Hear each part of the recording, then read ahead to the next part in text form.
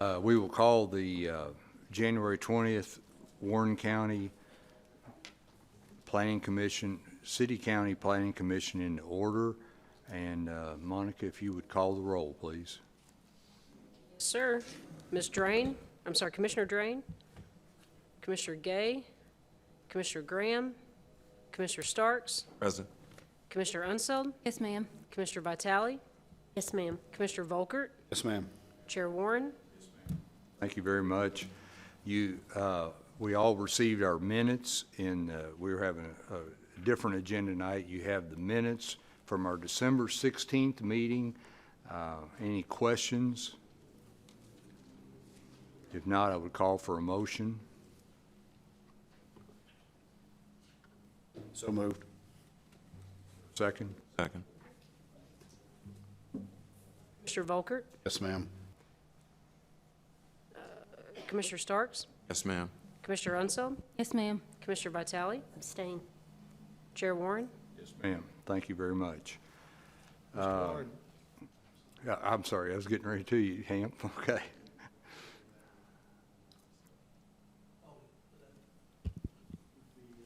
Good idea.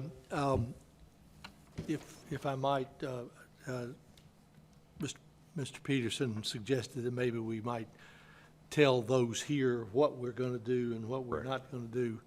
Do you want me to do that, or do you want to do it? We have, or go ahead, Hamp. No. No, you're the attorney. So, on our agenda tonight, we're of course dealing with two things. First of all, the weather, and second of all, the pandemic, and the combination of the two has left us with a problem getting a quorum for all of the hearings. But we do have a quorum to have hearings on three of the items on the agenda. Those three are the Walton Boulder Builders Group application for property on Mormon Lane. That was held at a date before today and will be redone from the start tonight. So the Mormon Lane application will be happening tonight. The Rivers Landing Edge application, which is described as being near Clifford Way, Juliet Way, Whitecotten Drive. That application will be held tonight. And finally, the Southern Kentucky Fair office on Glen Lily Road application will be heard tonight. That means then that the applications pertaining to Nashville Road filed by Marhaj Swami and Mr. Patel, those two applications for flume amendment and zone change will be postponed. And will it be re-advertised? Okay. Secondly, the application for Elijah Properties, both flume and zone change for property located on Small House Road near Newton.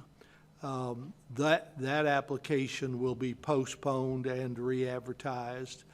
And then finally, the application for flume and zoning map amendment filed by Bluegrass Property Management and also Elijah Properties for property located on Sunnyside Gotts Road. Those two applications will be postponed and re-advertised. So please accept our apologies for any inconvenience that's results from that rescheduling. Are there any questions about anything I said? Anybody confused by it all other than me?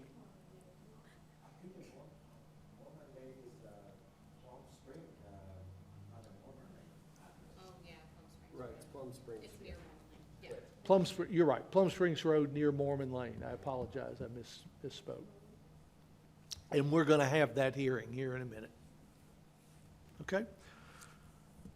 So One other thing, Mr. Warren, I request that you order that the record for tonight's hearings include all relevant statutory and regulatory provisions, the commission's entire file for each application on tonight's docket, and the qualifications of each staff witness. Finally, I would request that you administer the oath to each of those witnesses. Swear to tell the truth? Yes, sir. Thank you very much. In our packets tonight, Commissioners, we have the subdivision and site development plans. Are there any questions on those? Thank you very much. We move into our old business for tonight. 2021 70Z County, Richard and Bellamar Walton and Boulder Builder Group, LLC, care of Shapar Ijal have, if I pronounce your name wrong, I apologize, have filed an application to rezone tracts of land containing approximately 30.26 acres located at 0 and 2530 Plum Springs Road, approximately 460 feet from Mormon Lane, from Ag and RE residential state to RS1D single-family residential with a general development plan. Ms. Hurt? Thank you, Chair Warren.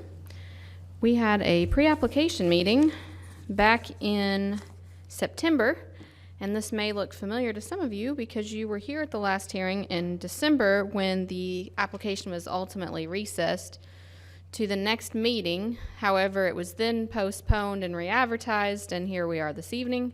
So originally, the 5 members that were here at that original December hearing would have been the only commissioners that could have considered the recessed application, but we're just going to start all over and start from scratch since it was re-advertised, and we'll go from there. So you should have received... Sorry to interrupt, but I wanted to make sure that each of the 5 of you all understand that you're fully empowered to hear and decide this application for this evening.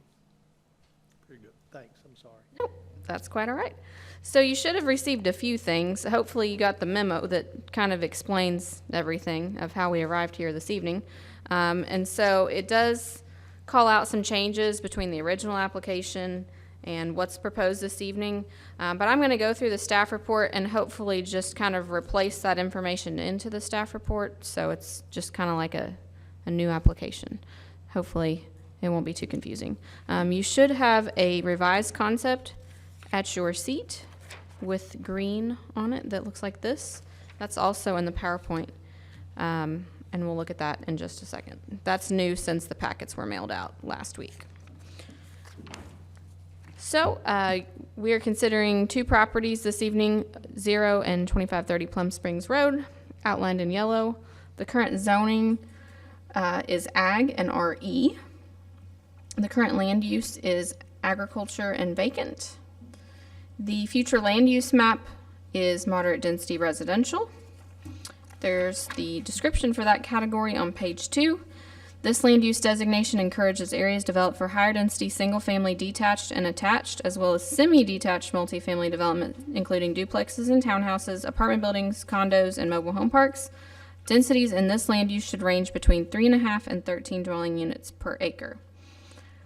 Gonna jump to the revised site plan here, and you can see that this is the proposed layout. This includes 130 single-family lots and does include some twin home lots, which those are shown here kind of central to the development. This is a new product that wasn't included in the original application that was considered in December, so that is one difference, is that there is now the potential for some twin home lots in the middle portion of that development, with a maximum of 130 total lots. Touching on water and wastewater adequacy, if this development moves forward, sufficient water and pressure and also necessary fire hydrants will need to be installed. Jumping down to density, we'll look at the density map here. Densities in the area range from 0.17 to 2.77 dwelling units per acre. The approved density for a recent zone change just across the street on Plum Springs Road is 2.76 dwelling units per acre. And with the new binding elements, development plan conditions that you have at your seat, with the lots being limited to a maximum of 130, that would result in a total proposed density of 4.30 dwelling units per acre. We have highlighted the surrounding architectural features for various subdivisions in the area, and also the building materials for those same subdivisions on page 2 and 3. I'm not going to read through those, but those are there for your reference, and I'll be happy to go over any of those in detail if need be. Looking at proposed open space, I'll jump back to the site plan here. The proposed RS1D zone allows a maximum of 75% lot coverage per lot, which means that 25% of each lot will remain as open space. The applicants have also required a minimum of 5% open space in development plan condition 11. And with the revised concept at your seat, there's a further definition of open space, 2.5 acres, which would include the area between the back of curb and the right-of-way, and also 1.2 acres of open space within a drainage basin. And then the applicants may need to clarify this because that does add up to a total of 3.7 acres of open space. So I'm anticipating that this would be the drainage area here, but I'll let them speak to that here in just a bit. Looking at section 314 of the zoning ordinance, that outlines the requirements for a traffic impact study. A traffic impact study was not required. This development was reviewed by both the Kentucky Transportation Cabinet and Warren County Public Works Department, since Plum Springs Road is a state road, and then the new proposed streets would be county roads. The Warren County Public Works Department did not request any improvements, and the Kentucky Transportation Cabinet requested that the applicant install a right turn lane on Plum Springs Road into the proposed development. And the applicants did agree to this requirement in development plan condition 3. On page 4, we've got the list of development plan conditions. Number 1, according to the new set that you have at your seat, limits the maximum number of lots to 130. 2 requires a minimum of 1,200 square feet of heated living space exclusive of porches or garages, and requires that each residence have a minimum 1-car garage with an 18-foot wide driveway. Number 3 is that turn lane requirement from the Kentucky Transportation Cabinet. Number 4, no building will exceed 2 stories in height. Number 5 requires that exteriors of all structures will consist of vinyl, brick, stone, drive-it, cement-based siding, man-made stone, or other modern masonry materials, and shall exclude any wood siding. No residence shall have exteriors exceeding 75% vinyl. Plain face block and split face block shall be prohibited as an external facade, and foundations shall be brick or stone. 6 requires that all new utility lines be located underground. 7 requires uniform streetlights. 8 addresses preservation of a portion of the existing vegetation and mature trees. 9 requires that all lots be served by internal streets. 10 incorporates a screening requirement for side and rear facades on homes built upon lots fronting Plum Springs Road, which requires a landscape buffer 10 feet in width consisting of 6 evergreen trees and 3 deciduous trees per 100 linear feet, and the developer agrees to plant at least 1 tree on each residential lot. 11 references the open space we looked at earlier. 12 deals with sinkhole mitigation. 13 requires that DPCs 2, 4, and 5 would become plat restrictions when a plat is recorded. 14 requires sidewalks on both sides of internal streets. Those would be at least 5 feet in width. 15 requires a homeowners association for the proposed development. And 16 requires that the developer donate any salvageable materials from the existing home to Habitat for Humanity Restore or similar organization. And then there is a new number 17. That's in the new set of development plan conditions that you have. And in looking at the revised concept here, you can see visually when we read this what this is in reference to. It says that any lot adjoining Northridge Subdivision shall have a minimum of a rear width of 70 feet. So you can see visually on this concept here that those lots that back up to Northridge are wider at the rear when compared with the other lots in the development. Moving on to the Focus 2030 category review, the staff evaluated 20 items. We found that 6 of those items were in compliance. There were 0 out of compliance, and there are 14 that the Planning Commission should evaluate for compliance. The first of those being LU 1.1.3, which looks at compatibility. Next, LU 2 and LU 2.1, which assess quality of development and the impact on the character of the area. LU 2.1.1, which looks at open space. And again, there's a minimum requirement of 25% open space per lot in the proposed RS1D zone. And the applicants agreed to a minimum of 5% open space in Development Plan Condition 11, and to install sidewalks on both sides of the streets. And so the Planning Commission should determine if this is an adequate and usable amount of open space, including the open space shown on the revised concept that you have at your seats this evening, and essentially should assess if the application complies with LU 2.1.1. Next, LU 2.1.4 and PR 1.7 and NCR 116, which address preservation of the tree canopy. Jumping down to NCR 2.5 and NCR 2.5.3, which include considerations for historic structures. We did note that the current home is located on the property. I skipped over that by accident. So the current home was built in 1911. So the Planning Commission should determine if the application complies with NCR 2.5 and 2.5.3. Next, looking at LU 2.5.2, HN1 and HN1.3, which look at compatibility, character, and pattern of development. And last, HN 2.1 and HN 4, which look at location and suitability of the proposed development. Wrapping up, I'll jump back to page 1. With our points to consider, the first is that the proposal is consistent with the future land use map and the moderate density category. Second, the development complies with the majority of the site characteristics review criteria, with exceptions noted regarding the existing road infrastructure and water adequacy. Third, the proposed development complies with the majority of the review criteria for site design, with considerations noted regarding open space and tree preservation, and the proposed development does meet the minimum requirements of the zoning ordinance. And last, compatibility of the proposed development, including the proposed density, should be determined by the Planning Commission. I believe that is all for the staff report, but I'm happy to answer any questions. Thank you, Rachel. Commissioners, any questions for Rachel or Ms. Hurd?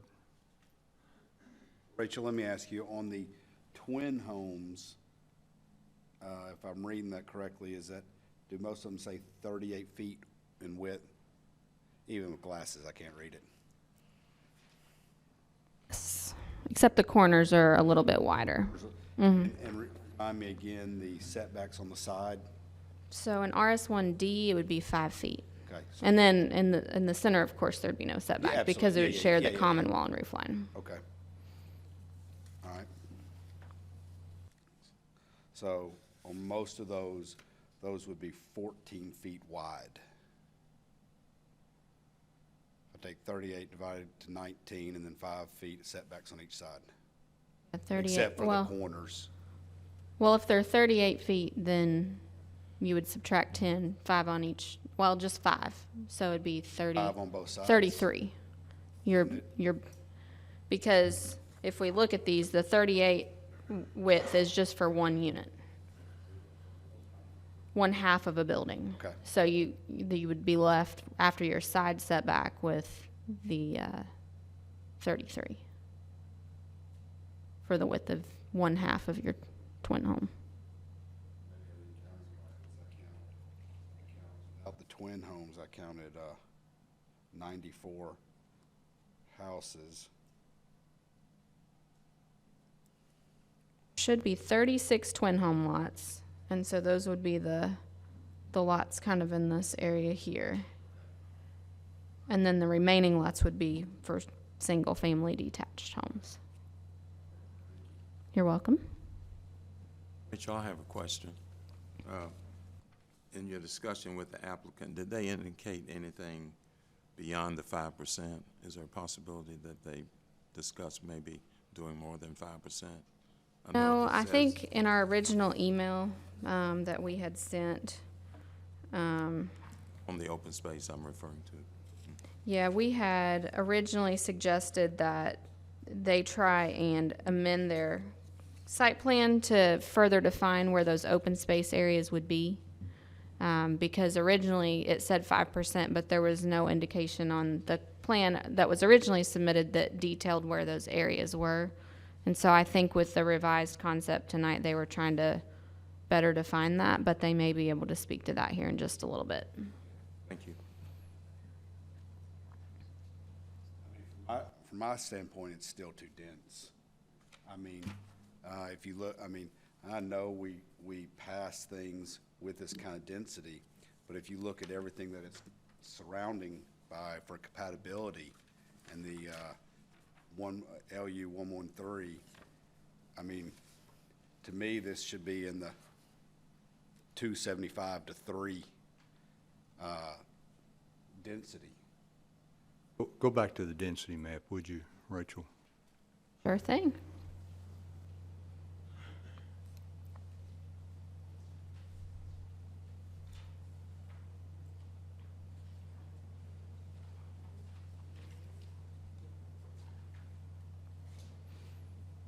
So, Rachel, McKinney Farms is 277, is that correct? Yes, sir. North Ridge is 204. Cedar Springs is 144. I mean, that's my thoughts. That it needs to be, my opinion, it needs to be down between 85 and 90 houses, or however they want to. Maybe 80. I mean, I like the twin homes, don't get me wrong. I like the concept. And I think it's the piece of land is for housing there, but to me, it's just too dense.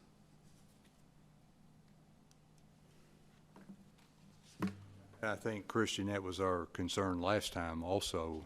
Yeah, if I remember correctly, Rachel, did we go from 498, now we're at 430? We went from At the- 153. One or, The previous proposal in December was for 147 lots. Okay. And okay, that, so it was that, 147, okay. that was a density at the time of 4.86, So we've gone down roughly a half, from 4.86 to 4.3, okay. and a reduction in 17 lots, from 147 to 130. And if I remember correctly, the first proposal did not have twin homes. Correct. Okay.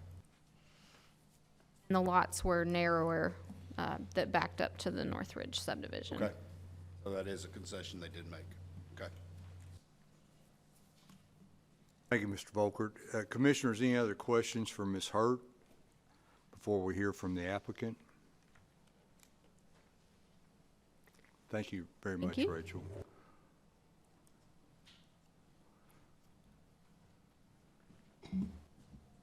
Davenport, Chair Warren, and I swear to tell the truth, 921 College Street. Thank you, sir. Good evening, everybody. It's my pleasure to represent Boulder Building Group and Mr. Edgelaw, who has, I think, family with him also tonight. So I need you to bear with me a little bit. I understand Commissioner Volkert, I believe, Commissioner Warren, Commissioner Unseld heard this one time before. But I need to make sure I make a record tonight. I need to also make sure that I speak to Mr. Starks and Ms. Vitale, who did not hear the first hearing, since they will be voting on this. So I don't mean to bore anyone, but I think it's important the record indicate what I think the strengths of this proposal are. Okay, so, and I know I'm going to get to density, but before I do that, I do want to talk a little bit about the amenities that are offered in these conditions that you will not find in these other neighborhoods. You won't find these restrictions in Northridge. You won't find them in McKinney Farms. You will not find them in the what I call the Rogers development across the street, because I don't think it's got a name yet. That's the most recent. Okay. Our development here, if approved, requires a minimum of 25% bricks or stone or hardy bar on each residence. Those other developments do not contain that, and you'll see in your staff notes, most of the homes that are now constructed are primarily vinyl. Our homes require brick or stone foundations. That requirement will not be found in the restrictions of these other subdivisions. And these are all notes that Rachel mentioned, just briefly on page.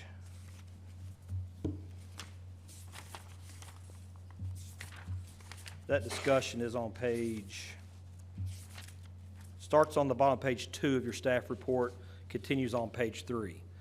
Our development has a minimum of 1-car garage, a condition that's in some of these developments, but is not in many of them, and particularly Northridge. I'm going to spend most of my time probably comparing to Northridge because that's the subdivision that's adjacent to this proposed subdivision.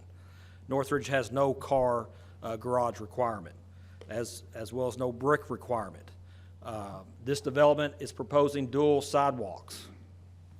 And so, Rachel, when you talked about the open space, if you remember when we were here last, Mr. Brooks had a hearing with open space requirement, and there was at that hearing, there was basically they better define that, and he included a DPC that said inclusive of sidewalks. That is also likewise our intent. So when you're looking for the 5%, because we've agreed to do double sidewalks, that's a considerable amount of area on both sides of the street, which we believe also count towards the open space requirement, in addition to what's shown on the concept. So when we talk about how the development as proposed would compare to the existing developments, we have brick minimums. They do not. We have brick and stone foundations. The majority of those do not. We have a 1-car minimum garage requirement. Many of those do not. We have an 18-foot width driveway minimum. Those do not. I think I mentioned the double sidewalks. Our square footage minimums is 1,200. That compares with some of these developments have 1,100, and some of the houses in the area that are constructed prior to any type of buying elements go as low as 900. So I'm just trying to summarize what's on 2 and 3 of your staff report. I think that's important because some of those items that Rachel mentioned are up for debate are exactly those items. How does our development compare with some of these other developments? And Rachel, if I've misstated anything, I don't want to misstate anything. I see you and Ben looking feverishly over, I think, some other restrictions. So I'm trying to summarize 2 and 3, and if I've done so, Well, if you want to go through all of your information, I Okay. just have a question about one of the conditions now that we've incorporated twin homes. okay. There may just be a discrepancy. Okay, But- all right. And I'll get to why we have twin homes in this now, but the first thing I want to point out, twin homes are always allowed in RS1D, okay? So the application has always been an RS1D application. That's not really what's changed. What's changed is we have provided a concept because we are considering twin homes now. And I'll explain why that is when I talk about the density. So just back to this issue of design materials. I believe that Mr. Edgelaw and his company has proposed a development that far exceeds the requirements of these other neighborhoods, number one. So let's cut to the chase and talk about density. We were here a few weeks ago, a couple months ago.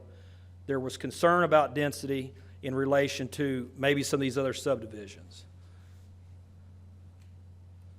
And as I pointed out then, as I'm going to point out now, there's a perfectly reasonable explanation for that. I think I'm on the right map. I think maybe I need to go back to the eye doctor. Yeah, that's the flume. So you're going to note a difference in color on either sides of Plum Springs Road. That's your flume. This property sits, as we look at this flume map, to the right of Plum Springs Road and has a flume designation of moderate density residential, which Rachel has defined for you as residential development of 3.5 units to 13 units an acre.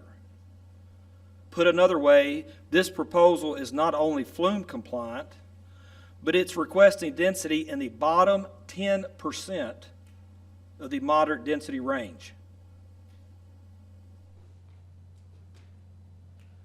Mr. Rogers' subdivision, that sounds funny, I thought I was going to say neighborhood for a minute, you did too, I'm sure. Across the street is at 2.7, and it's the most recent development that came before this board. But please note the flume designation for that property. It's low density, which, Rachel, if I'm not wrong, I think there's some overlap. Is that up to 4 units an acre in low density? 4.5. So there's some overlap there.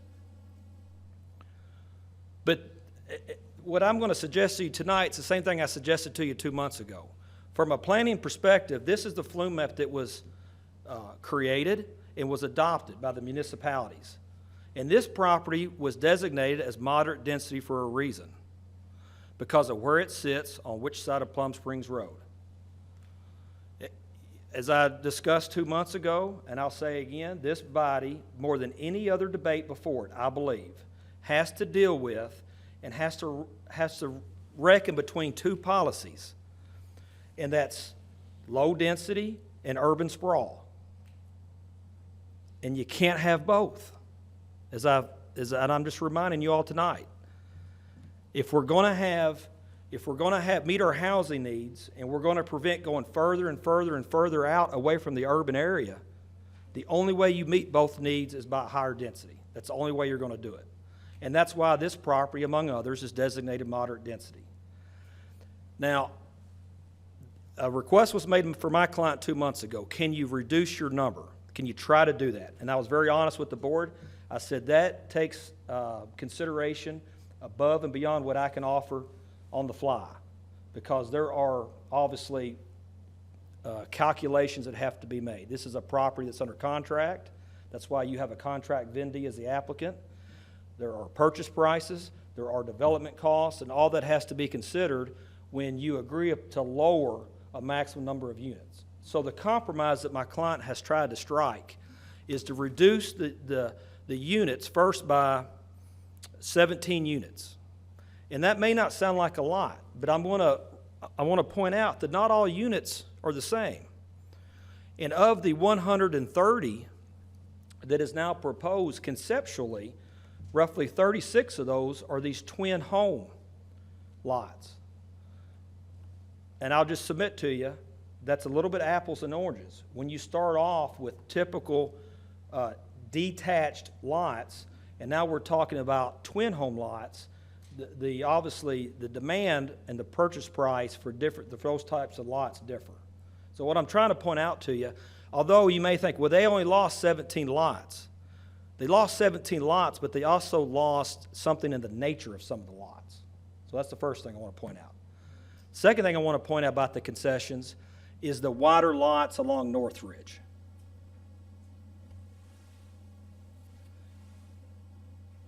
From my viewpoint, and what I've urged my client how to see this is kind of like this.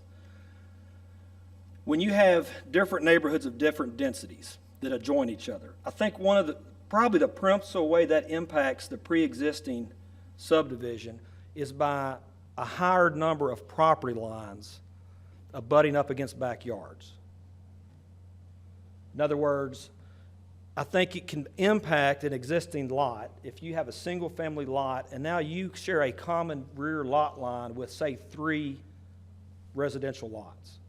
So what we've tried to do here is by increasing the minimum rear lot size is basically try to have one property line to one property line to get as close to matching those property lines as possible.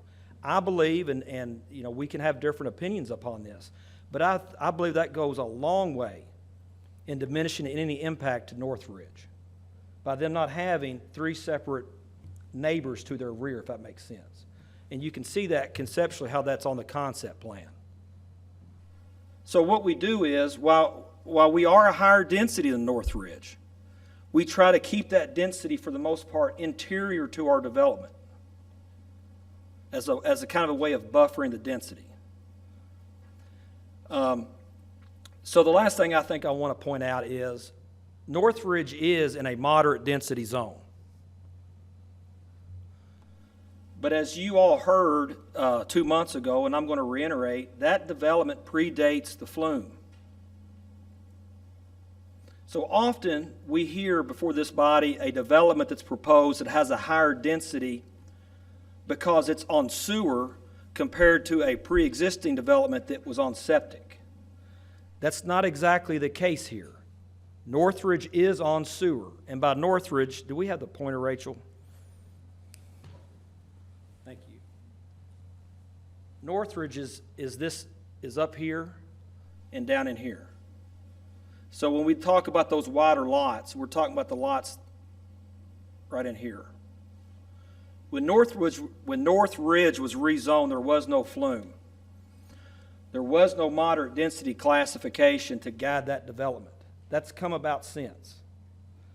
So one thing I thought of is there a precedent for that? Is there a precedent for development that comes after the flume that has a higher density? And frankly, you had a similar, do we have that the other staff report, Rachel? Yeah, it's separate. Could you help me find that?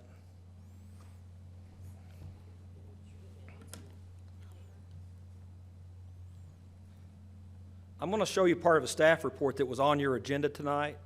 Well, I don't have the staff report, I just have the slides from the staff report. Do you have the density map? Yeah. Yeah, that's what I want to show.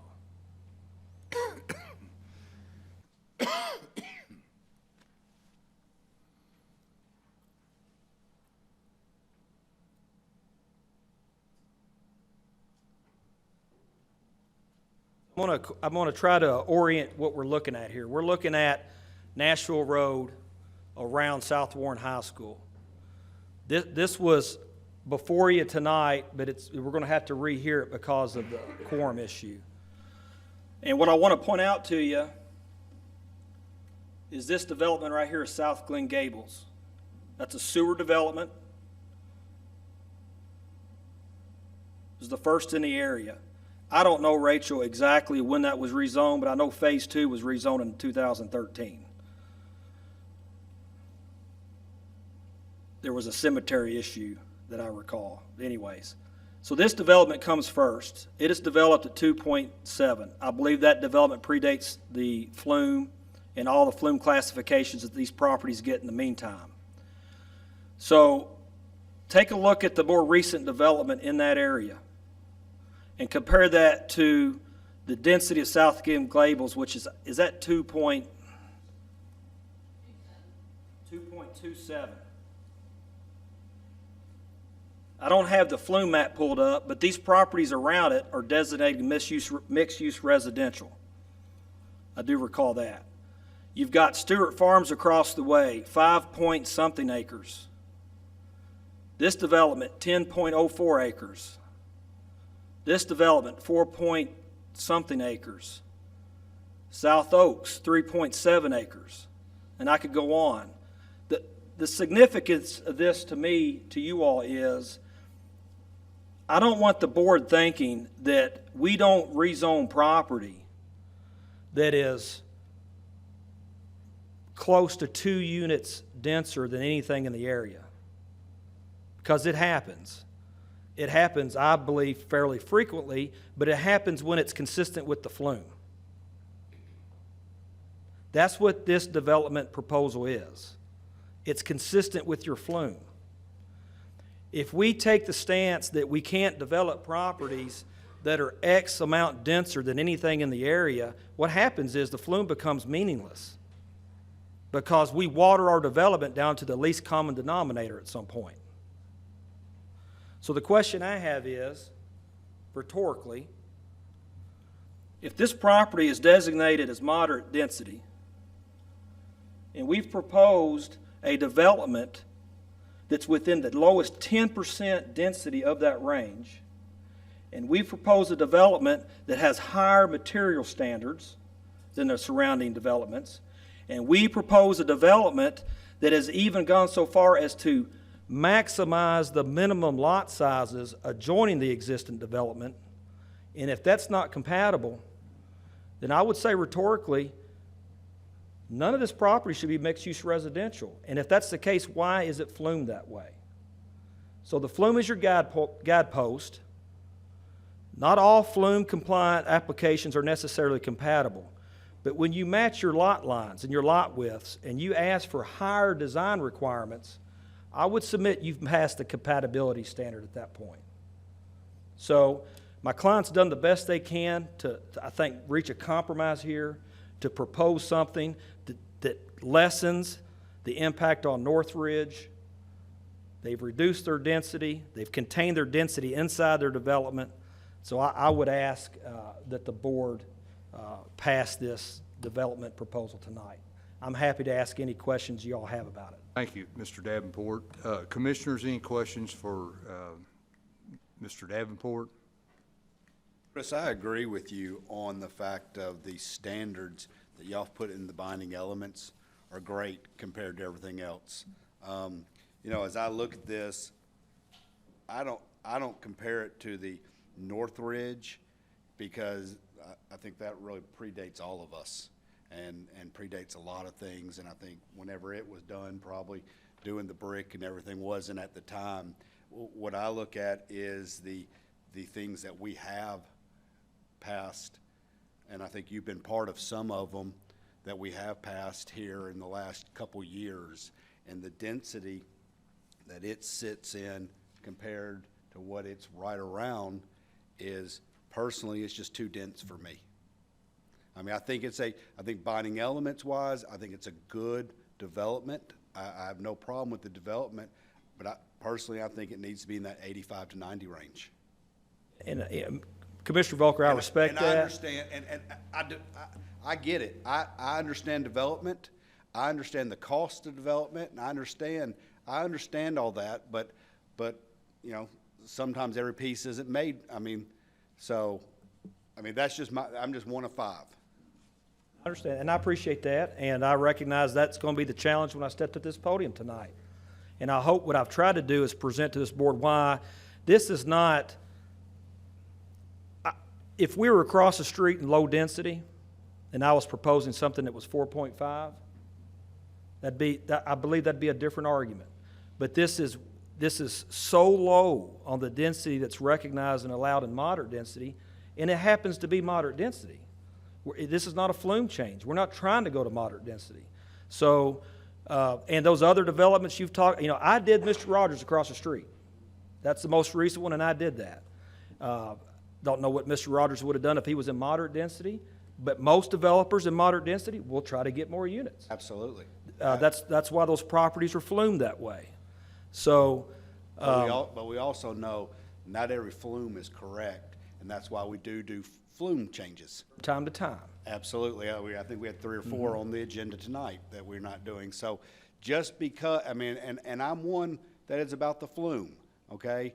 But I have to look around and see everything it touches and say, is that right for all those other neighborhoods? I'll just say, not to be argumentative, but then I'm going to be argumentative as soon as I say that. But when we do flume, we are typically increasing the intensity of the flume. I agree with that. We don't typically, if ever, decrease the intensity of the flume. And so, you know, this property has that classification, and I've argued that till the horse is probably beaten and dead at this point. So, Thank you, Chris. thank you all. Any other questions for Mr. Davenport? Thank you, Chris.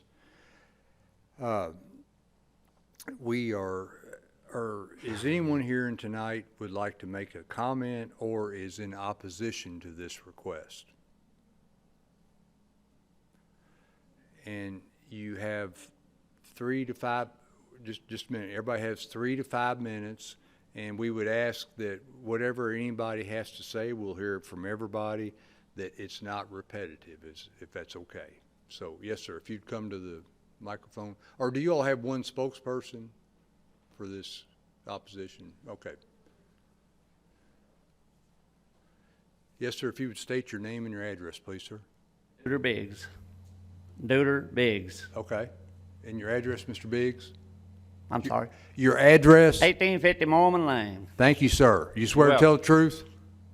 Tell the truth, yeah. All right, thank you. All right, first off, I'd like to say, if you're putting 130 houses in a little square like that right there, and that creates more problems like we talked about the last meeting we had over here. Schools out there are all overpopulated now, just about. I talked to 3 teachers at all 3 schools out there, and they said it's getting crowded all the time. And now they're putting 2,100 more houses out there between all the 3-4 subdivisions out there. What's that going to do? plus the roads, traffic like we talked about, the roads are 19'3" and Plum Springs 20'3". And plus, when you put all this all together, I know I got 3 minutes. They need to work it out, if we do, to put a privacy fence. Let them have their own little neighborhood. You know, we got our own little neighborhood out there. So if they're gonna do that, let them have their own neighborhood, privacy fence, landscaping, or whatever around it. And the tension area on that, it won't hold all the water. Definitely won't hold it all. We get the water off the top of the hill, across the street from Mormon Lane. Everything in front of me on Mormon Lane, all goes through there. Everything, the subdivision and another right down the road, all goes through there. The tension area won't hold it. I've been doing those work 48 years, I know. That's all I got to say. Thank you, sir. The developers, if this project were to be approved, any project, they have to hold all the water that is on their property. They cannot bring any more water onto I somebody else. understand that. What about stopping up? Because right behind my house, if they stop a sinkhole, there's over 20 sinkholes on that property. Like I said before, you drop rocks down at them, you hear it hit water. Yes, sir. There's a creek that goes down there and it comes out. Understand, Mr. Biggs, but it has to be engineered Oh, okay. by the standards of all of our boards, that they cannot, and the engineers are here tonight, they cannot put water on somebody else. Well, And I if it- understand that. yeah, I know if- better than that. If there's Like Sam sinkholes, man, I know they better have, than they that. have to mitigate, they have to mitigate the sinkholes, but just Yeah, want I to get make in that trouble clear. with water on somebody else. Yes, sir. And so your concern is the schools My- and the roads? Oh, I'm sorry. No, The yes, sir, roads- just make sure we heard you. The schools, the roads, the width of the roads, and if this were to approve a privacy, A privacy fence. yes, sir. Security, privacy fence around. Yeah. And like, they'd have their own little neighborhood, but you know. All right. Thank you very much, sir. Thank Oh, you. I ain't done yet. Have them 3 minutes to do? Oh, I'm sorry. No, that's okay. Thank you very much. Is there anyone else in the audience who has a comment? Yes, ma'am. Your name and address, please? Shirley Moore, 1643 Calgary Way. Yes, ma'am. Ms. Moore, you swear to tell the truth? Yes, sir. Thank you. I just wanted to let you know, I've been out on Calgary Way since 2013. I looked up my paperwork. My house sits on 0.48 acres. It is 1,543 square feet. The majority of homes that's on Calgary Way, meaning my neighbors, all their homes are at least 1,400 to 1,500 square feet, if not larger. I just feel like if they're going to continue with this project, I want a fence around the perimeter. Otherwise, people can come walking through my backyard simply for the fact that, hey, it's a shortcut. So I only think it's fair that a fence, and my other questions are, what are twin homes? Are they comparable to duplexes? Okay. So in other words, this really isn't a subdivision. It would be? Okay. Twin home is two different deeds. Okay. It's two different lots. And two different owners. Christian, put your microphone down. Yes, ma'am. It is two different deeds, two different owners. I mean, we Okay. do twin homes a lot. Okay. I wasn't for sure Yes, whether ma'am. that's what they were. Yes, ma'am. Now, my only other question is, what is the difference between this project and the Twin Bridges? The Twin Bridges was 21.4 acres. They are building 50 homes, 50 to 56 according to the newspaper. This is 30 point some odd acres, and we're getting double that amount? I don't see it. I can't understand it. Well, that's a different subdivision that came through, and depending on the acreage and what they proposed, you know, I think it did pass, but, you know, this is a subdivision that is being put out with other subdivisions in the area, And that's what I think the main discussion tonight is the density, what you're Okay. saying. Yes, All ma'am. right, okay. All right. That's my question. Thank you, Ms. Moore. Thank you. Appreciate Yes, that. ma'am. Anyone else in the audience have a question or a comment that they would like to address to this? Thank you all for your comments. Commissioners, are there any other questions of Mr. Davenport or this proposal tonight? Hearing none, would ask for a motion. The motion would be from our commissioners. A motion to approve this zoning map amendment or a motion to deny this zoning map amendment.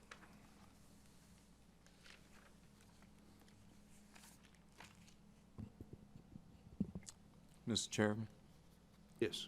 I make a motion to approve the proposed zoning map amendment together with and conditioned upon the general development plan docket number 2021-7-0 county.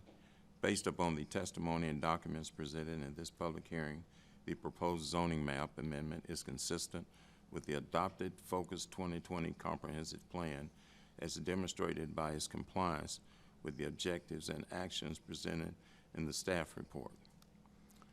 Therefore, the proposed zoning map amendment is in agreement with the adopted comprehensive plan. Further, I request that this motion include the summary of evidence and testimony presented by the witnesses at this public hearing.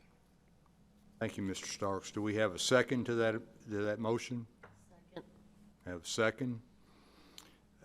Ms. Ramsey, if you would call the roll, please. Commissioner Starks? Yes. Commissioner Unseld? No, ma'am. Commissioner Vitale? Yes, ma'am. Commissioner Volkert? No, ma'am. Chair Warren? No, ma'am.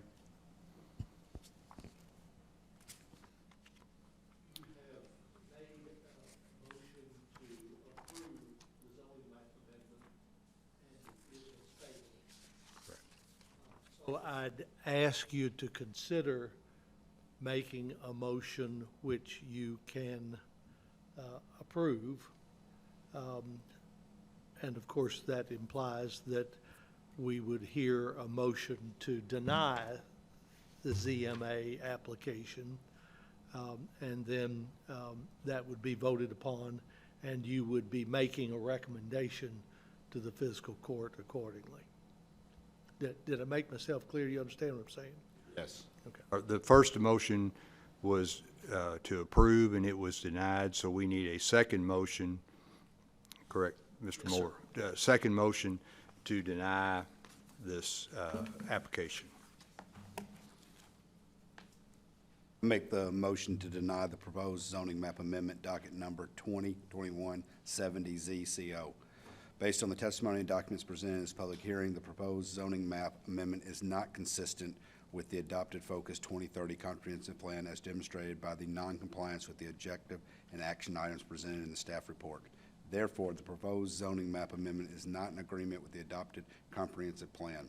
Further, I request this motion include the summary of evidence and testimony presented by the witnesses at this public hearing. Is there a second to deny this application? Second. Second. Was Ms. Now, Go over this one more time. Volkert has made a motion to deny the ZMA, zoning map amendment. That means that a yes vote is in favor of denial. A no vote is in favor of the application. Ramsey, if you'd call the roll, please. Yes, sir. Commissioner Volkert? Yes, ma'am. Commissioner Starks? No, ma'am. Commissioner Unseld? Yes, ma'am. Commissioner Vitale? No, ma'am. Chair Warren? Yes, ma'am. The motion to deny the application is been approved, and it will go to fiscal court. Thank you for everyone being here tonight. Our next item tonight is 2020-04ZBG William and Kim Jenkins and Rivers Landing Edge LLC, care of Mark Williams, have filed an application to rezone tracts of land containing approximately 31.5 acres located at 0 Clifford Way, a portion of that, 0 Juliet Way portion, and 0 Whitecotten Drive, adjacent to the southernmost portion of Whitecotten Drive and westernmost portion of Juliet Way, and approximately 0.06 mile, 0.6 of a mile west of the intersection of Whitecotten Drive and Clifford Way from Ag and RS1A single-family residential to RS1D single-family residential with a general development plan. Mr. Jones? Thank you very much, Chair Warren. We had a pre-app on July 14th of this past year. The property you see here outlined in yellow with the zoning that is RS1A and Ag, which is underneath the blue portion that you see that's floodplain. An existing land use that is agriculture, and a future land use that is moderate density residential. Again, the applicants are proposing to rezone that 31.51 acres located on Clifford Way, Juliet Way, Whitecotten Drive from Ag and RS1A to RS1D to develop it with 154 single-family residential lots. If you'll flip over to the next page, you'll see the considerations for the moderate density residential future land use map category, of which this application is compliant, which is why it's before you right now. Under the site characteristics review, I can go over anything you guys want in great depth. I will call out a couple separate things. Under the first one, layout, lot sizes, and setbacks, the proposed layout shown in the preliminary development plan. Setbacks, lot sizes, and lot width will adhere to the RS1D standards, with the exceptions of setbacks for any fence, wall, or hedge as detailed in DPC 12, which we'll get to in a moment. And then under natural features, there's a mature tree line running along the southern boundary of the proposed rezoning boundary. There's a roughly 4-acre area of mature trees located in the north central portion of the proposed development, and several of those trees were damaged or destroyed in the recent tornado, but many still remain. The applicants did not commit to any to the preservation of any existing trees within the development area. And then under floodplain, you'll note that, as I touched on a moment ago, a significant portion of the proposed development is located in the floodplain, and if this application is approved, development in any area encumbered by the floodplain cannot begin building until it's amended through FEMA. Under site design and compatibility review, I will highlight a couple sections there. Under surrounding architectural features, that residences on lots adjacent to the proposed development area not located in Rivers Landing Edge, so I believe that's predominantly Cliff Meadows to the north, are 1 to 1.5 stories in height, with home sizes that range from 1,200 to roughly 3,000 square feet, with a median home size of around 1,350 square feet and an average home size of around 1,500 square feet. Half of the homes have at least a 2-car attached garage. The majority of the remaining half have a 1-car attached garage, and homes in Rivers Landing range in height from 1 to 2 stories, with DPCs that require a minimum of 1,100 square feet with a 1-car attached garage. Flipping over to the second page, for the building materials, half the residences on lots adjacent to the proposed development area, again, not located in Rivers Landing Edge here, predominantly Cliff Meadows. They have brick or cement board siding exteriors. The other half are constructed with vinyl. Just over half have brick or stone foundations, with the remaining foundations a mix of poured concrete, plain face block, and split face block. The DPCs for Rivers Landing allow for brick, stone, cement board, siding, or vinyl for residential exterior materials, with foundations that include split face brick, stucco, or stone. And then moving on down, it's not in its own formal section, but I will highlight that the application complies with some of the review criteria for site design. The proposed DPCs are very similar to the ones established for Rivers Landing Edge. However, staff noted above that the site characteristics and design elements for the neighboring parcels outside of those in Rivers Landing Edge are different, which, again, going back to what I was saying earlier, is that not located in Rivers Landing Edge category. Noted differences include home size, exterior materials, lot sizes, lot width, and density.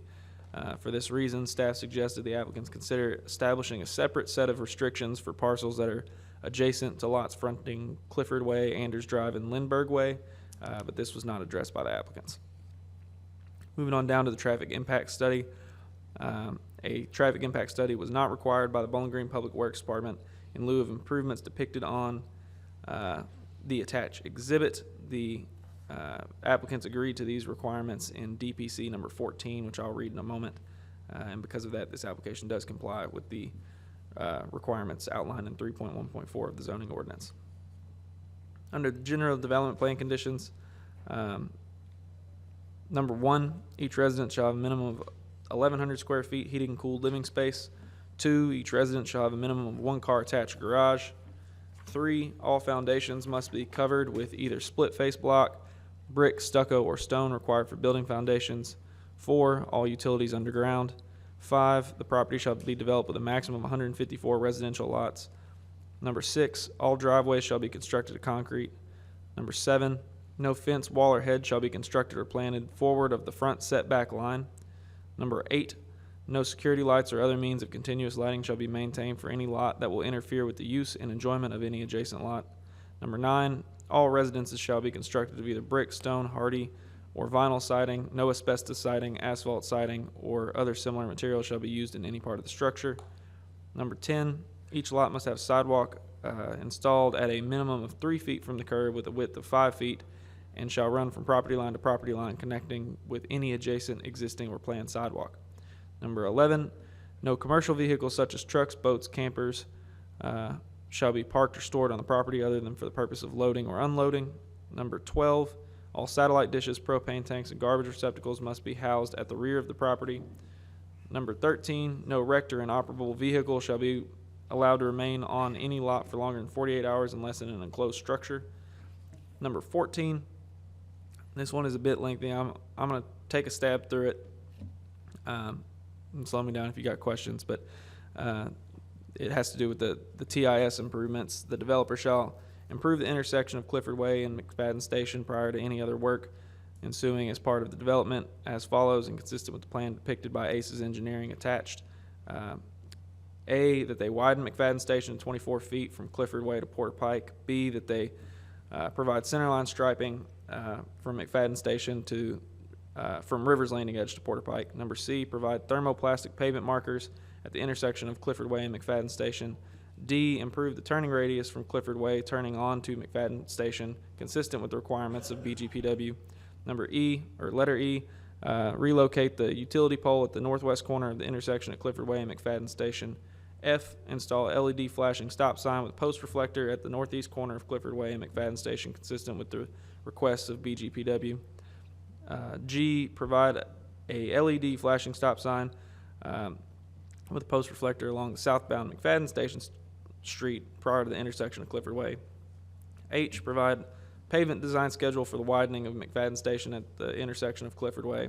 And I, remove existing asphalt for slip lane from southbound McFadden Station onto Clifford Way and revitalize that area with seed and straw extending from the existing driveway to the Dorian Investments LLC property. Finally, moving on to 15, as part of the floodplain being amended, the quote-unquote cut must occur before the quote-unquote fill. The floodway shall not be modified in any way. And lastly, number 16, development plan conditions 1, 2, 3, 6, 7, 8, 9, 11, 12, and 14 shall remain development plan conditions until a subdivision plat or declaration of restrictions is recorded, in which they shall no longer become binding elements. Flipping on over to the Focus 2030 category review. I'm not going to read through each of them. I'm going to highlight a couple of them for you, though, and I can go over any of the other ones if you all like. But I will note that the application does not comply with LU 2.1.4, PR 1.7, or NCR 1.1.6. The proposed development area encompasses several areas with mature trees and vegetation, and the applicants did not agree to preserve any of those trees, as I mentioned earlier in the staff report. And then moving on down, the proposal may comply with HN 1 and HN 1.3 if the Planning Commission determines that the proposal is compatible infill development and will maintain or improve the existing character and pattern of development within the area, with considerations noted regarding the site characteristics and design elements adjacent to the lots fronting Clifford Way, Anders Drive, and Lindbergh Way, again, if, as I mentioned earlier in the staff report. And the Planning Commission should further consider if the proposed development will strengthen the adjacent established neighborhood of Lynn Cliff Meadows. All that said, flipping back over page 1, points to consider.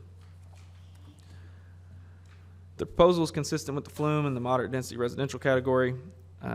2, a significant portion of the property is located in the floodplain, and if this application is approved, again, this development in any area encumbered by that cannot begin until amended through FEMA. 3, the proposed development complies with the majority of site characteristics review criteria, with exception regarding existing vegetation. 4, the proposal complies with the majority of the review criteria for site design, with considerations noted regarding open space and the site characteristics and design elements for the portions, again, along Clifford Way, Andrews Drive, and Lindbergh Way. And lastly, compatibility of the proposed development should be determined by the Planning Commission. That's all I've got for the staff report. I'm happy to answer questions. Thank you, Mr. Jones. Commissioners, any questions for Zach? Zach, is it fair to say this is an extension of Rivers Landing? I'll let the applicant speak. Phase 2? Yeah, I'll let them speak a little bit more to it, but I think that's fair to say. Okay. I'll ask the applicants about the separate set of restrictions and the trees. Any other questions for Mr. Jones, commissioners? Thank you very much, Zach. Is the applicant here or their representative?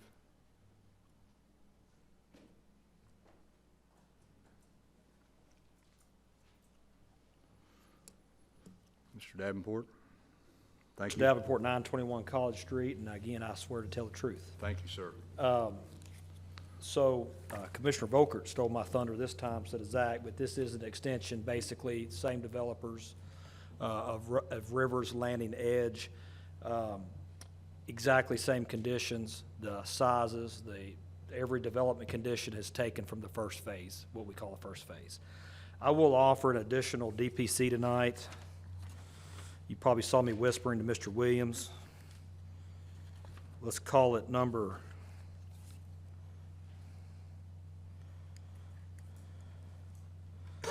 right now we go to 12, is that right, Rachel?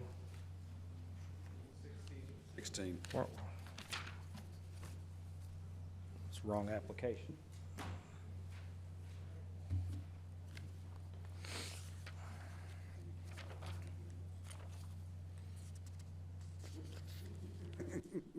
Fancier. It is fancier. Didn't they teach you that at University of Louisville? Louisville. I guess we'll just do, see, when you do Roman numerals, you gotta read Roman numerals. I guess we'll do a new 17.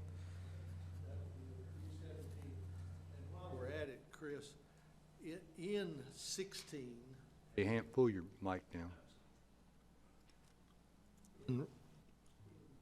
EPC 16, Designing elements needs to be development plan conditions. Were you pointing that out, or did I point something else out we need to change? something else. But also, there's the last of those development conditions listed in that long string of Roman numerals includes, It's a traffic, we need to get rid of that. which is 19. You see, XIX, that's the way I read 19. I read that as 19. You haven't got one. We need to do 11 and 12. Right? You've got, 11, think 12, and that's supposed to be 13. I think that's supposed to be XIV. Yeah. It's supposed to be XII, I believe.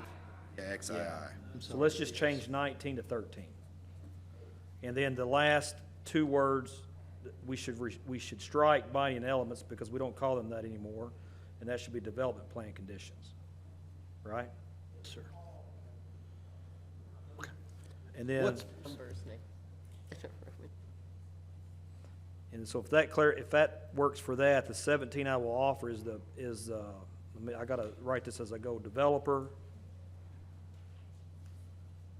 shall maintain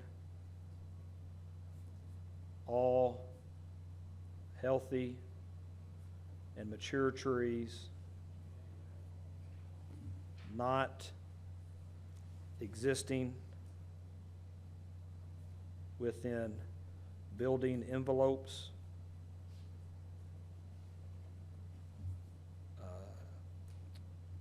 utility placements,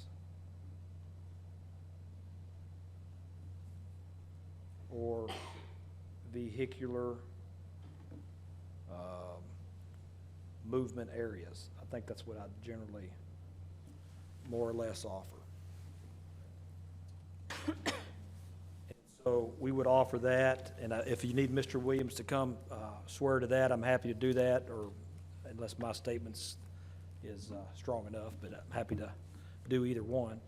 And with that, I really don't have much more to add. Like we said, this is basically an extension of the existing development with the same conditions that were already found to be compatible with the area.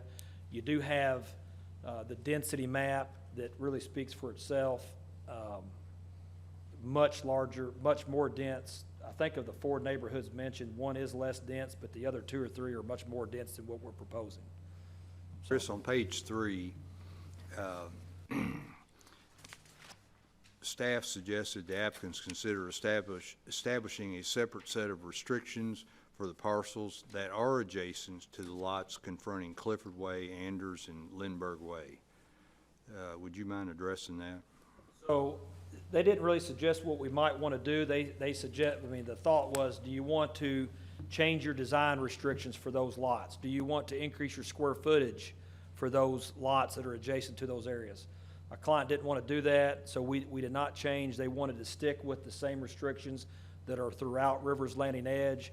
And I'll just note, if you look at the map, it's not as if this phase 2 is the only part that is adjoining of that neighborhood. First phase does as well. So just something I'll point out. We think this is apples to apples with the first application. We think it's consistent. Thank you. You know, Chris, I'm going to state, just because of the last one we went through, I do understand that we do need smaller lots, and that to keep, you know, as you called it, sprawling out. I do agree with you and understand. I mean, do I love the density? Probably don't love the density, but I do recognize that I think this is a lot more compatible than the last application we just looked at with. And so I hate that they're back-to-back applications, and I can't do this one, but in my opinion, you might be able to do this one. But I go with the compatibility. And I go with the fact that, I mean, I do understand we do need smaller lots. And I don't mean to speak for any of the commissioners, not my place to do it, but if you looked at the last hearing where that application was denied 3-2, again, don't want to put words in his mouth, but I think you all found that request was the exception to the rule in the area. If you look at the density map on this application, we are not the exception to the rule. The exception to the rule is the one neighborhood that has a far less density than everything else. So, and again, that's not pulled up. There it is. 9.3, 9.4. The current River's Edge is, not seeing it on there, 5.4. So, I think this fits in with the rule, not the exception. And this is single family also. It is, correct. Different than the last application that Christian was referring to. Technically, that was single family too. Technically, yeah. Okay, well, Yeah. let's move on. Yes, sir. I get into that. All right. That's all I have, unless y'all have any questions of me. Thank you very much, Thank you. Chris. Wait a minute, Commissioners, any other questions for Mr. Davenport? Thank you very much.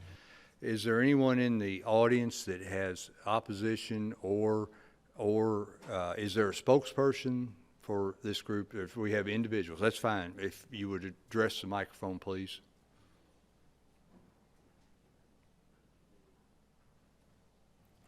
Few handouts. Yes, sir. If you would state your name and your address, please, sir. Jeff Olson, 231 Anders Drive.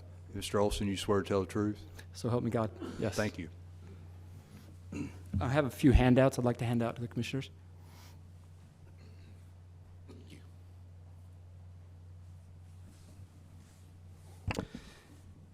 So I would request the commissioners consider what phase of the business cycle, of the real estate business cycle we're currently in. I think we're obviously in the expansion cycle, maybe the very top of the expansion cycle.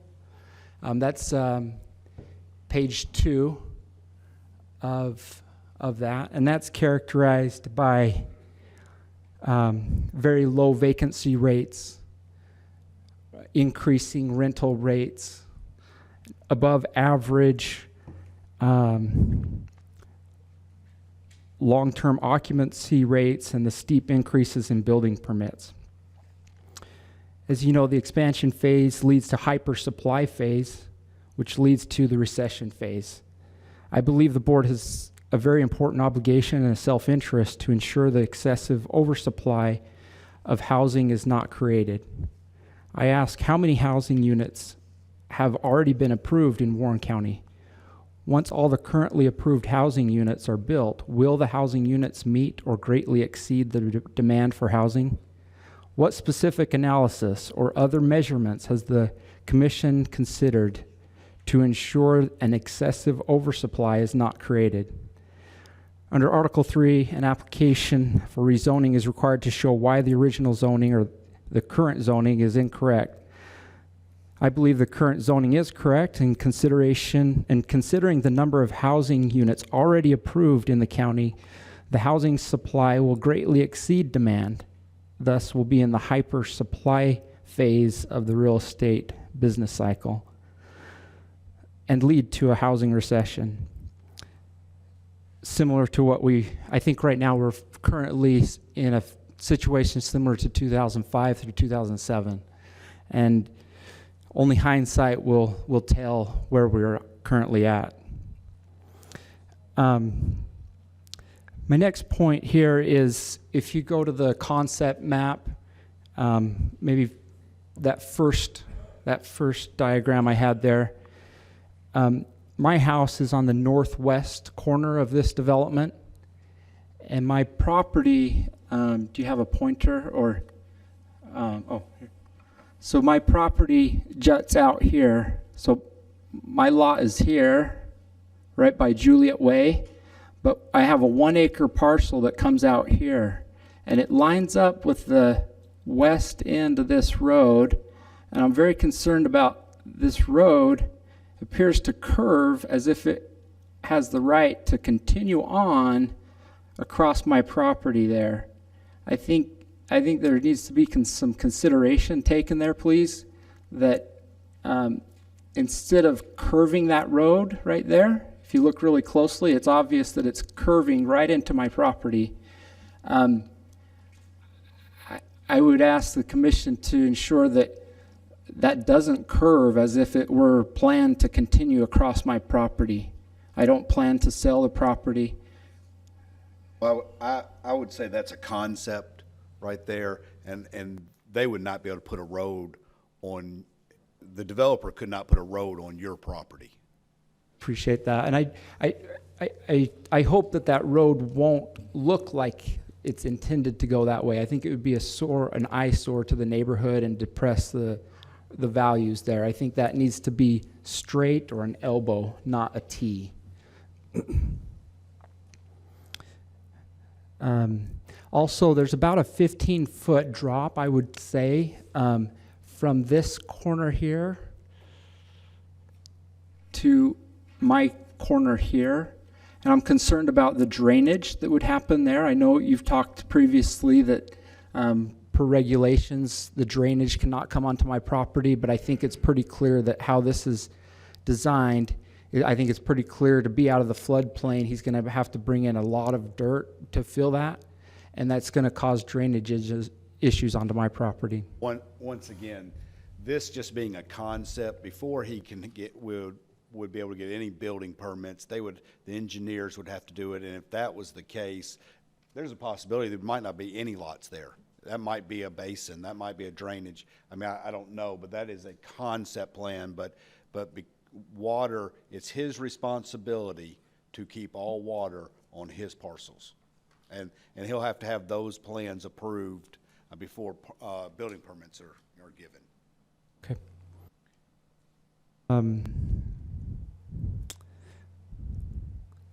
So I think the density of the housing is a concern. I do see that first row of housing there off of Anders is maybe a fourth or a third of the size of the current lots here. These are all about a half-acre lots, all of these here. I disagree with their attorney's position that the phase one, isn't it way over here? I mean, it's not even close to any of these homes. Like, it's not, like, I think that's a distortion of the facts. That is this correct? Phase one is way over here? So what house in the current neighborhood is even anywhere near that? I think it's quite a ways far away. I mean, these would be the closest homes, and they're half-acre lots. So I think that's out the window. Well, these homes right here, and those are even bigger lots. So I feel going from half-acre lots to what are these, a third of an acre, or less than a third of an acre, to what, an eighth of an acre, seems extremely small. I also have several concerns in the staff report. I think they bring up several issues. I think they did a thorough Olson, job. You've got about 2 more minutes, okay? Okay, thank you. I think there are some concerns in the staff report that need to be addressed. They've mentioned that there are some things that are not in violation, but the other items need to be considered by the commission to make sure that they are not in violation. I also respectfully warn the board of the extreme high risk of flooding these new homes would be in. Page 3, there is a photo that was taken on January 9th, 2022, and the neighbors have told me that floodwaters have come as high as the bottom of their private property line to the west of their home on Anders. Okay, so that would be right here. They've seen, neighbors have told me that floodwaters have come all the way up to this line here.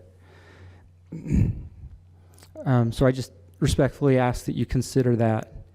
I think there's a big risk that massive amounts of damage or loss of life could occur there. Also, pages 4 and 4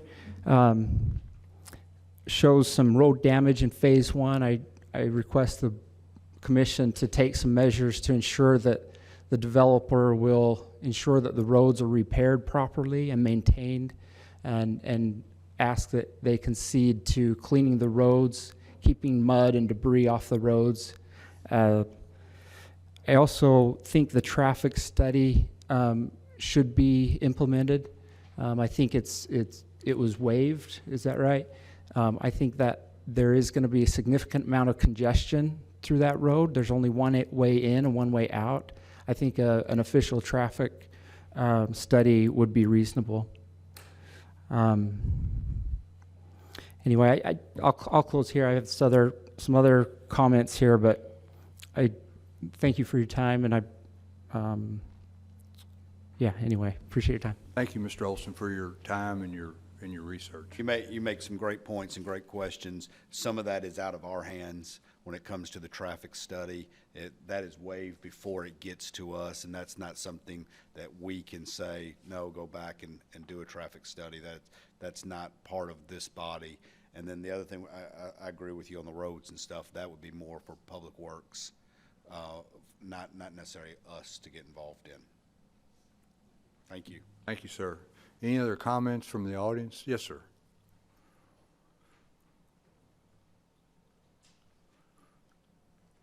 Yes, sir. Your name and address, please, sir. Eric Funkhauser, 203 Anders Drive. Yes, sir. You swear to tell the truth? I do. Thank you. One thing just to start out with, how do I use this? Turn, twist, what do we do? Oh, there it is. Okay, to put things into perspective, we spoke about, or Mr. Olson spoke about the floodplain. To put things into perspective, this area right here, this is Barren River. This is not a creek or a little runoff. This is the whole Barren River. So when he talks about it being a floodplain, we are directly adjacent to the river. When it floods 8, 10, 12, 15 feet deep back here. Just to be frank, this whole thing is such a disaster, 3 minutes doesn't even begin to scratch the surface. But I'll try. There was an article posted in the Daily News in August of 2019. Phase 1 of this has already been shut down once by the Army Corps of Engineers due to multiple violations. Article reads, 2 years ago, Bowling Green City Commissioners approved rezoning for the 137-lot single-family home, Rivers Landing Edge subdivision. The development site stretches, yada, yada.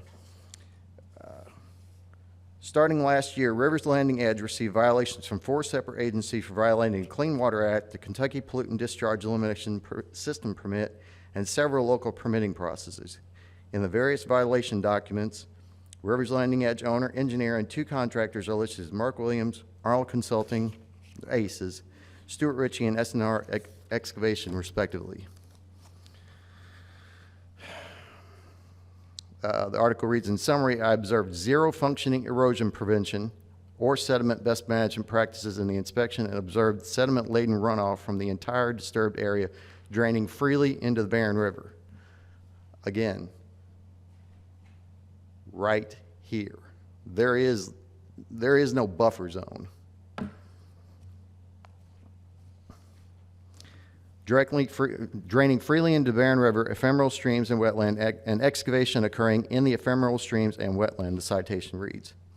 Stormwater runoff affects streams in several ways. The article goes on to explain.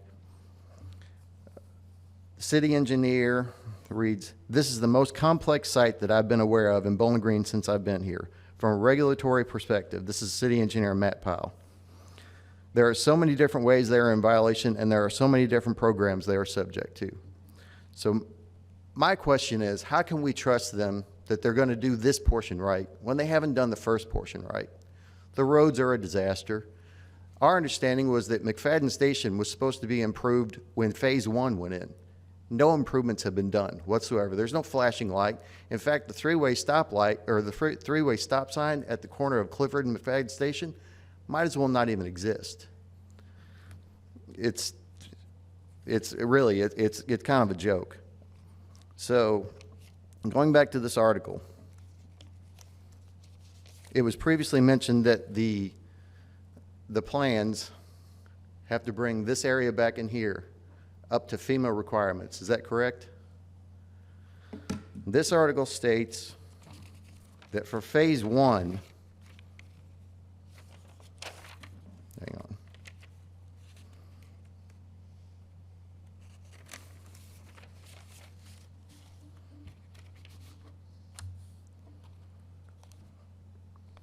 Sorry, my pages are mixed up. For Phase 1, the developers will also need to move about 100,000 cubic yards of fill from the floodplain to meet the requirements of FEMA's floodplain permit. This could take weeks or months and thousands of truckloads of dirt. Thousands of truckloads. That's why the roads are torn up. One of these access roads is directly adjacent to our property, this Juliet Way. It's a 1-lane in, 1-lane out road that has for years functioned as our driveway.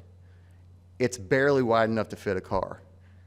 How are you going to get thousands of dump trucks in and out of there? There's no way. This is going to tear the entire neighborhood up.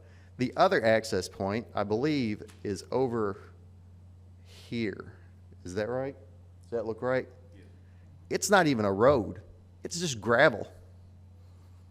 There's no way this is going to work out right. And again, it goes back to my original point. If the Army Corps of Engineers has already shut them down once, and who knows if they're in compliance now or not, I don't. But if they've already shut them down once for all these gross violations, how can we trust that they're going to do this correctly when it's an even more complex project than what they've got going on over here? Because these houses over here, they're not as close to the river, but they're close, and it looks like they're ready to slide off. Sir, you got 30 more seconds. I'm not trying to cut you off, but Yeah, well, like I said, 3 minutes it's just barely enough to scratch the surface. Previously, like I said, we were under the impression that there was supposed to be several improvements made when Phase 1 went in, and to my knowledge, none of these improvements have been made. No improvements to the road. The Phase 1, there's garbage all over the place. There's continual construction. The roads are torn up. There's mud everywhere. It just looks like a dump over there. Thank you. Thank you, sir. Appreciate your comments. Appreciate your time tonight. Any other comments from anyone in the audience regarding this? Yes, sir. I think we, just your name and address. Terry Mafford. I live on 305 Andrews Drive. Thank you, Mr. Now, Medford. these houses will not go behind me, but I live right here, and the water's been 8 or 10 feet behind my fence. I've got pictures of it. I've seen it behind there. I know there's a little belly right in there behind that lot. This gonna be a disaster. I mean, I will post, and I've already talked to my attorney, I will post signs on the back of my fence saying you're living in a flood zone. Thank you, sir. And you're gonna take what's already living back there and the 150 houses and another 150 houses, you're gonna take all them people and go out of one exit? Yes, sir. That doesn't make any sense, y'all. They don't stop now, the ones that are back there. They don't stop at the three-way now. And you're gonna take all these people, and what other neighborhood do we have that we got one exit out of with this many homes? Thank you, sir. I just want y'all to look at it. So we've talked about the traffic, the water, engineering, and the comments that were made about the previous development. Is there anybody else that has a comment? Yes, sir. Something different. Come up to the microphone, please, sir. And your name and address, please, sir. Jose Villegas, 321 Clifford Way. I own 2 lots. Okay. Right. You swear to tell the truth? I swear to Yes, tell sir. the truth. Thank you. My house right now is getting flooded all the time. The water from the field goes through the house and go and fill up the lot in front of my house. In front of my house, they have 2 lots. They live on one. The house is in one lot. The other lot is empty. That lot gets filled up every time at least 3 feet high, almost to the road. When I see on these rains that we're having, if you start moving dirt behind me, my house will be in there, in the ditch. Thank you, sir. Appreciate your comments. Anyone else that has a comment regarding this proposal tonight?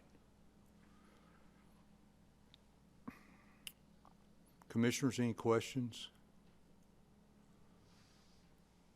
Hearing none, would call for a motion, please.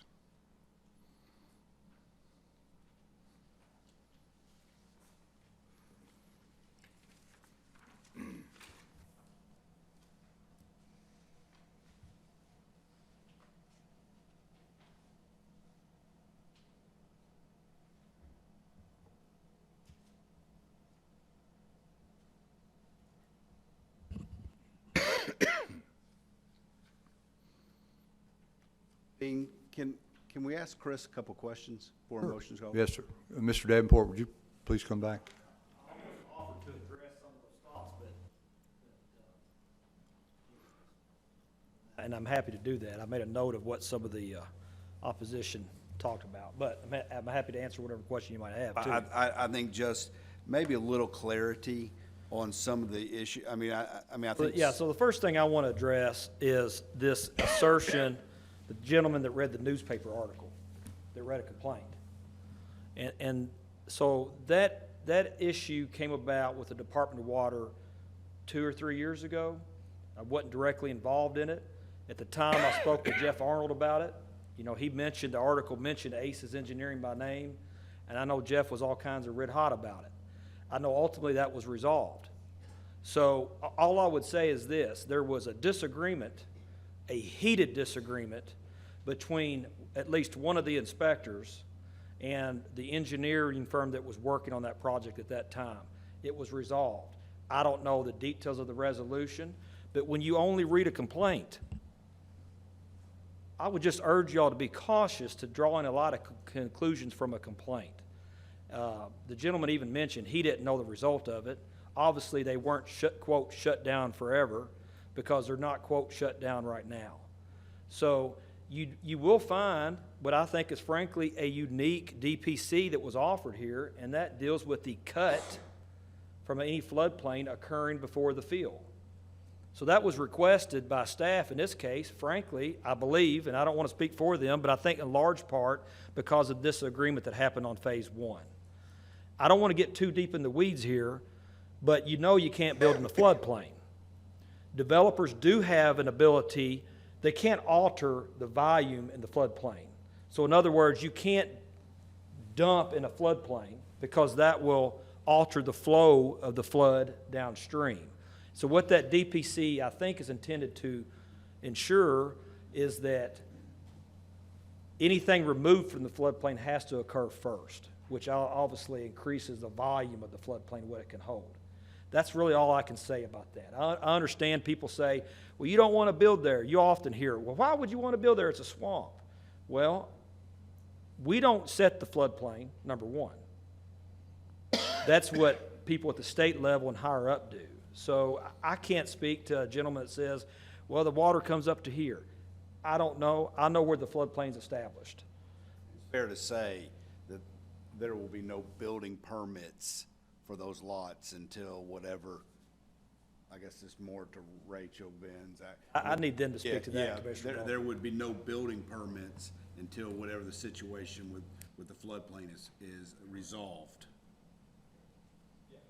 Mr. Peterson? There will not only be no building permits, there will be no development permits issued for any portion of that property that is in the floodplain. Staff suggested that as a condition, and that was rejected in favor of the one we have before us, but that will still be the case.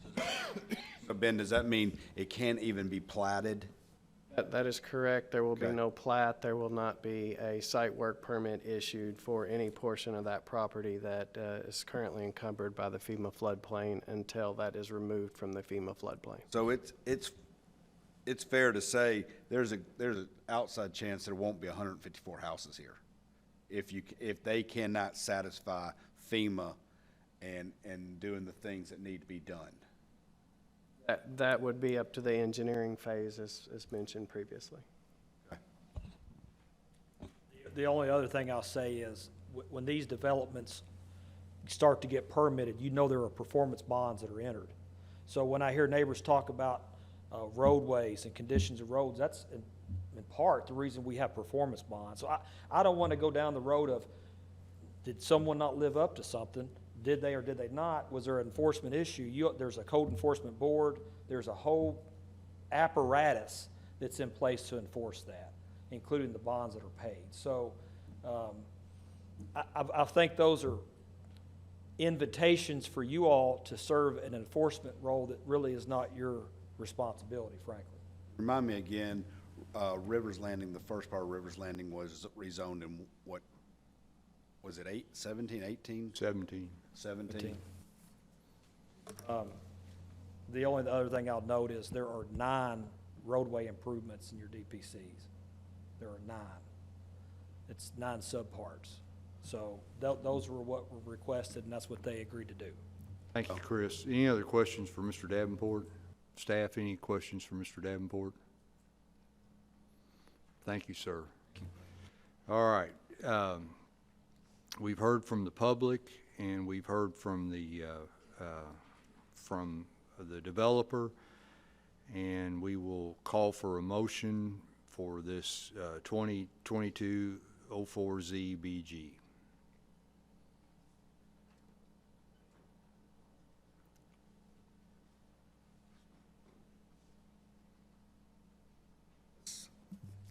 I make the motion to approve the proposed zoning map amendment together with and condition upon the general development plan, docket number 2022-04 ZBG, with the condition that the development in the area encumbered by the floodplain cannot begin until the amendment through FEMA. Based upon the testimony and documents presented in this public hearing, the proposed zoning map amendment is consistent with the adopted Focus 2030 comprehensive plan as demonstrated by its compliances with the objectives and action items presented in the staff. Therefore, the proposed zoning map amendment is in agreement with the adopted comprehensive plan. Further, I request this motion include the summary of evidence and testimony presented to the witnesses at this public hearing. Is there a second? Second. Ms. Ramsey? Sir? Commissioner Volkert? Yes. Commissioner Starks? Yes. Commissioner Unseld? No, ma'am. Commissioner Vitale? Yes, ma'am. Chair Warren? Yes, ma'am. The motion is approved. Thank you all for your time tonight. Our last item tonight is 2022-06 ZBG Southern Kentucky Fair and J.B. Bridgman have filed an application to rezone a portion of a tract of land containing approximately 1.16 acres located at 0 Glen Lily Road and approximately 13/10 of a mile from Rhoads Lane from ag to OPR office professional residential with a general development plan. If y'all would step outside to talk, please.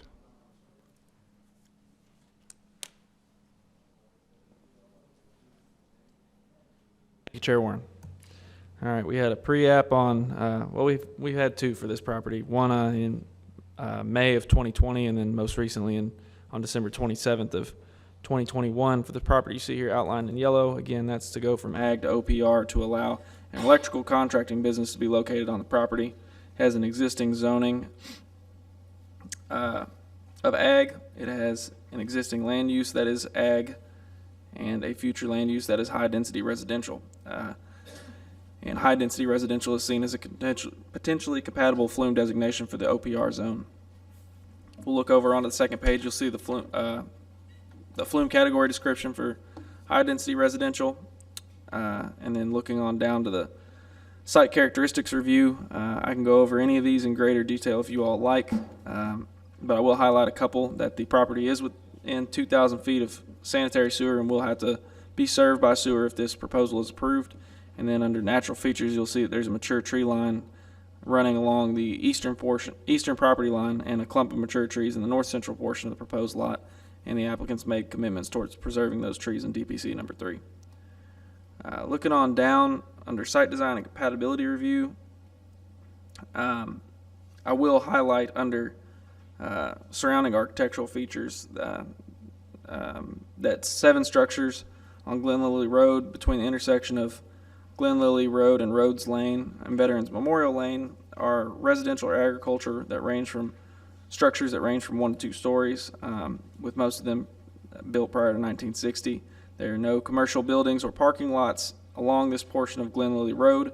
Staff suggests the applicants locate the parking to the side or rear of the proposed structure, and the applicants indicated to staff that the site would not function as well for the proposed use if the parking is designed as such.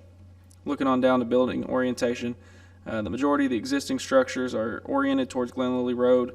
The adjacent residential structure set back from the property 160 feet or so. Staff suggested the applicants orient the building to face Glen Lily Road or incorporate a screening requirement for side or rear-facing facades, and consider increased front yard setback to help preserve that existing pattern of development. The applicants indicated to staff that the site would not function as well if the building was oriented to face Glen Lily Road and did not include any requirements for screening of side or rear-facing facades. They did, however, agree to a minimum 100-foot front yard setback in DPC 5. Moving on over to the next page, there's no area-specific policy review. I will go over the 7 development plan conditions that the applicant submitted. Number 1, that the parking and travel ways shall be paved with bituminous asphalt or concrete. And number 2, all utility lines shall be underground as permitted by utility companies. 3 has to deal with tree preservation, as I mentioned earlier, and that any existing healthy trees 12 inches in diameter or larger within 10 feet of the eastern property line shall be preserved. Number 4, the property shall have no more than 1 access to Glen Lily Road, which shall be coordinated with KYTC. Number 5, any new building shall be located a minimum of 100 feet from the property line. The maximum building height shall be 20 feet. Number 6 limits business hours from 7 a.m. to 6 p.m. And number 7 says that plain face block is prohibited as a visible foundation or finished siding material. Looking on over to the Focus 2030 category review, I'm not going to go over any of those in great detail unless you all have something in particular you would like. But we can look at the staff review summary. I will note a couple things there, that they are intending with the OPR zone to develop the property with a proposed electrical contracting business, that those are classified as an office use under the zoning ordinance as long as equipment and materials are not stored, or as long as they are stored completely within the building, and fabrication or similar work is not carried on at the site. The maximum building size in that zone is 4,000 square feet, and because of all that, the OPR zone may be appropriate given the high-density residential flume designation and the applicant's plans. So flipping on back to page 1 to the points to consider, we'll bring it on home. The proposed OPR zone is consistent with the flume and high-density residential category. It complies with the majority of site characteristic review criteria. The proposal complies with some of the review criteria for site design, with considerations noted regarding building orientation, location of parking, and the front yard setback. The proposal meets the minimum requirements of the zoning ordinance. And then lastly, Planning Commission should determine if the proposed commercial use and site design is compatible with the surrounding area. That is all I've got for the staff report. Commissioners, any questions for Mr. Jones? All right. Thank you, Zach. Is the applicant here? Any comments you would like to make? Yes, sir. If you would. If you'd state your name and address, sir. J.B. Bridgman, 1600 Eastland Street. All right, Mr. Bridgman, you swear to tell the truth? Yes. Thank you. Any other comments you would like to make? I just say we're going to, like, whatever we want to do on the front, it doesn't matter. We're just wanting to get some more land right there and work with the Fair Board a lot. I don't have any more comments. So. Thank you, Mr. Bridgman. Any comments for Mr. Bridgman? Is anybody here tonight in opposition of this request, or any comments they would like to make? Commissioners would call for a motion, please. Make the motion to approve the proposed zoning map amendment together with and condition upon the general development plan docket number 2022-06 CBG. Based on the testimony and documents presented in this public hearing, the proposed zoning map amendment is consistent with the adopted Focus 2030 comprehensive plan as demonstrated by its compliances with the objectives and action items presented in the staff report. Therefore, the proposed zoning map amendment is in agreement with the adopted comprehensive plan. Further, I request this motion include the summary of evidence and testimony presented by the witnesses at this public hearing.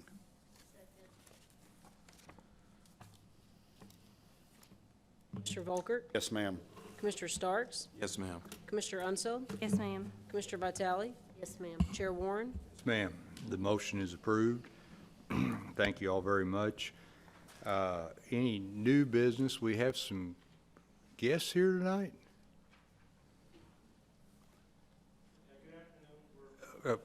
Come on up if you don't mind. Just state your name, sir, and tell us why you're here. My name is Edward, and we're with Troop 510 of the Boy Scouts of America. We've just come to fulfill one of the requirements of our citizenship in the community merit badge. So we're giving our scouts the chance to kind of see local government in action right now with the planning board. Great. Well, thank you very much for y'all being here tonight. Let's have one of you guys come up here and talk to the microphone, tell us why you're here. Any one of you, it's okay. Hey, you're going to be on TV tonight. So pull the microphone down. We got to swear you in. Would you tell us your name, sir? Hello, my name is Isaac Jacadis. And what's your address? 1584 Oxford Way. Yes, sir. And do you swear to tell the truth? Yes, sir, I do. Thank you very much. So we're glad to have you here tonight. Any comments you would like to make? No, not much I'd want to say, but we have been. I don't have much to say. Well, does this room kind of intimidating? No, not really. Okay. Well, we appreciate you guys being here tonight, and congratulations on earning your merit badge. We're not quite done yet. I think we've still got more things to talk about, like what we thought of the meeting, other things like where we think what we think could have gone differently in the meeting, just stuff like that, you know. You have plenty to talk about. You see this guy? You see these two guys right here? You could get their telephone numbers and call them. I mean. Can we get notes from that meeting? Congratulations. Yeah, congratulations. Thank you. Thank you all very much for being here tonight. Yeah. Be any discussion items for tonight? I can't top that. I'll just say that the other items that we planned on having tonight, we are going to try to have those on February 17th meeting. We will advertise that as a full board meeting and try to do that as a makeup. That would be the earliest date we could do that with the notification schedules. Thank you. And our meeting for February was going to be training, but we're moving back the first meeting of January to that. Correct, yeah, the first meeting in February will be our last snow makeup day, and so then the second one will be makeup for tonight. So. All right. Thank you all. And staff, thank you all very much for what you've done. Absolutely. During Great job. during this tornado and all the extra time, and maybe next time we can vote on getting the new vehicle and get it here by Christmas. I will say, well, I'm going to go ahead and place the order for that. It appears that it's going to take, honestly, till July, which be in a whole nother budget before we may even have a possibility to get that. So if you don't like that, we'll have plenty of opportunities to vote and cancel that order. So I think just let you know we're that. good with that. Thank you all for being here tonight, and thank you for you Boy Scouts for being with us tonight. Thank you very much. The meeting's adjourned.